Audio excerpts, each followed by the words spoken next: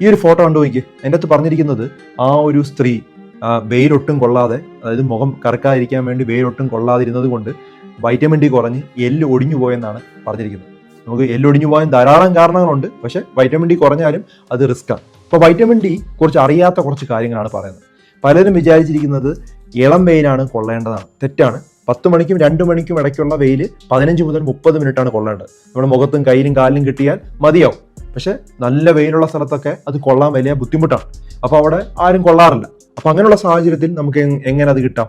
നമുക്ക് ഈ മീനുകളിൽ ഇതുണ്ട്. പ്രത്യേകിച്ചും കൊഴുപ്പുള്ള മീനുകൾ, ഇപ്പം നെയ്മീൻ, സാൽമൺ പോലുള്ള സാധനങ്ങളിൽ ധാരാളം ഈ വൈറ്റമിൻ ഡി ഉണ്ട്. അതുപോലെ തന്നെ മുട്ടയുടെ മഞ്ഞയിലും വൈറ്റമിൻ ഡി ഉണ്ട്. പക്ഷെ ഇതൊന്നും അമിതമായി നമുക്ക് കഴിക്കാനായിട്ട് പറ്റില്ല. വെജിറ്റേറിയൻസിനും ഓപ്ഷൻ വളരെ കുറവാണ്. മഷ്റൂം, വെയിലത്ത് നല്ലോണം നിന്ന മഷ്റൂം ആണെങ്കിൽ കുറച്ച് വൈറ്റമിൻ ഡി കിട്ടും. അപ്പോൾ നമുക്ക് സപ്ലിമെന്റ്സ് എടുക്കേണ്ടതായിട്ടുള്ള ആവശ്യം വരും. ഞാൻ ഒരേ ഒരു സപ്ലിമെന്റ് മാത്രമേ സ്ഥിരമായിട്ട് എടുക്കാനായിട്ട് പറയുള്ളൂ, അത് വൈറ്റമിൻ ഡി ആണ്. ദിവസം നമുക്ക് 600 to 800 ഇന്റർനാഷണൽ യൂണിറ്റ് ആണ് നമുക്ക് വൈറ്റമിൻ ഡി വേണ്ടത്. മാസത്തിലെടുക്കുവാണെങ്കിൽ ഒരു 50,000 അല്ലെങ്കിൽ 60,000 ഇന്റർനാഷണൽ യൂണിറ്റ് ആണ് കഴിക്കേണ്ടത്. ഇത് വ്യക്തമായിട്ട് മനസ്സിലാക്കുക, ധാരാളം ആളുകളുടെ അറിവിലേക്ക് ഷെയർ ചെയ്ത് കൊടുക്കുക.